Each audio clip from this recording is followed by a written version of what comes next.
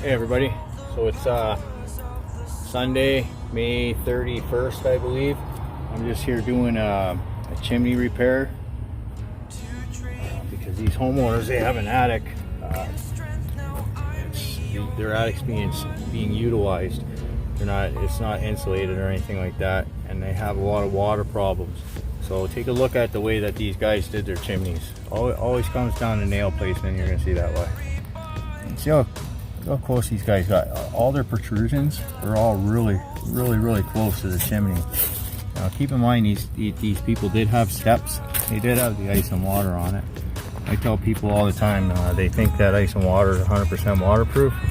Well, I'm telling you right now, when you put a nail in ice and water, I don't care if it's going through blue skin or anything, once you put through any kind of protrusion through that material, it's not waterproof anymore.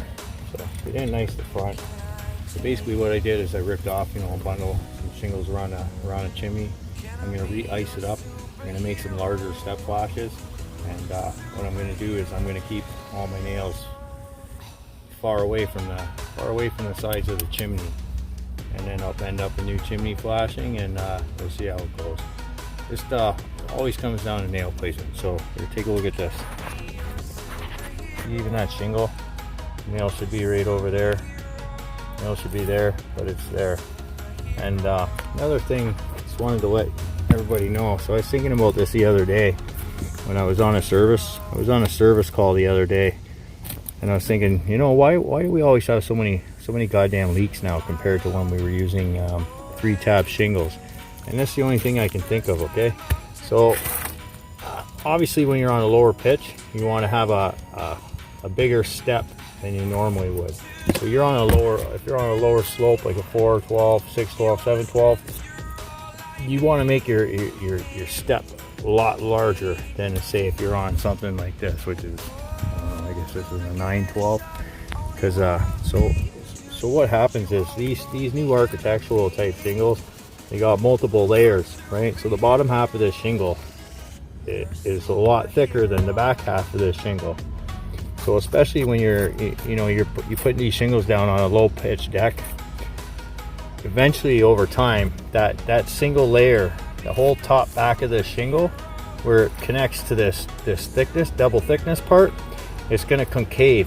So you're creating a channel. It creates a channel like that, and that's just the material itself. It's not a workmanship defect. That's the way these shingles are going on.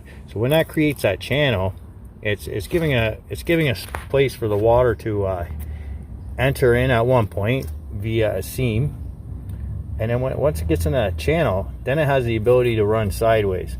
And that's the whole reason why you have to always keep your nails far away from the seam, because if you don't, no matter what, the water's gonna go in.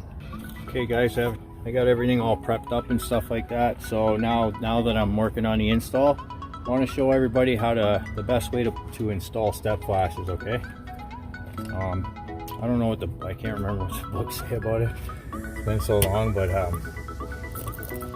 if the books say it's different than this, then fuck them. So this is how you put it on. Okay, you see your first step flash, you're gonna put it on, you're gonna wrap. Now that step flash, you should not have any nails in there at all. Like you said, you put a nail in, you're creating a hole, a spot for it to leak. Okay, so you notice how the nail to fasten this step, I put it up real high and real close to the edge. So now when I install, excuse me here for a second guys. So now when I install my next step, I'm going to give it a bend for a pressure fit. And then I'm going to cover it like that, and then I'm going to continue it on. I'm going to put my nail right here, right on the corner, right on the edge, just the top corner. So now you see there's not even one nail, not one nail showing. If there's no nails, there's no leaks. The reason why you're seeing that caulk in there is because that's where the old shingles are, and they put a new shingle on it. It's never going to reseal. Been through this, and that's how you do it. Okay guys.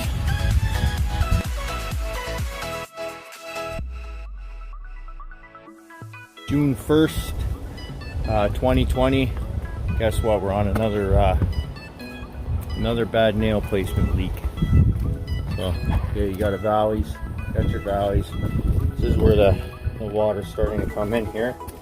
Starting to leak just a couple feet off the side of that wall. One more got a pail in here. So let's start busting these seams open. Look at that.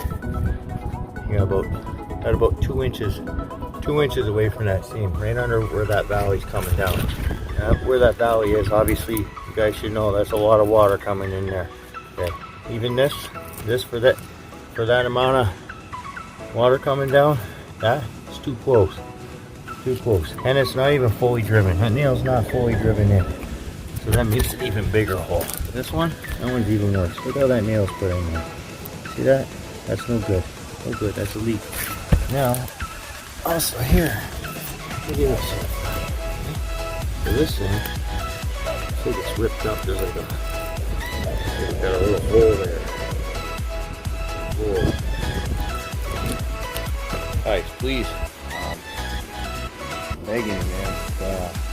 Alright, we gotta try to change the way that we do things here. Every single company out there.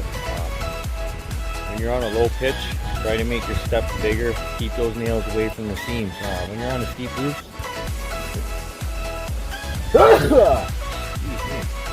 when you're on a steep pitch, it doesn't really matter too much. You don't need a big step. You don't need to keep the nails all that far away. The water's just shooting right off.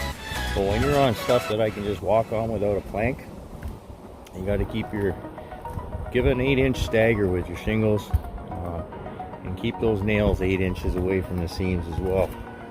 Alright, so let's get this fixed up, and fuck, I hope by the end of the year I stop running into this shit, man. If not, I guess I'll keep going on. I'll keep talking about it. Blah blah blah blah blah.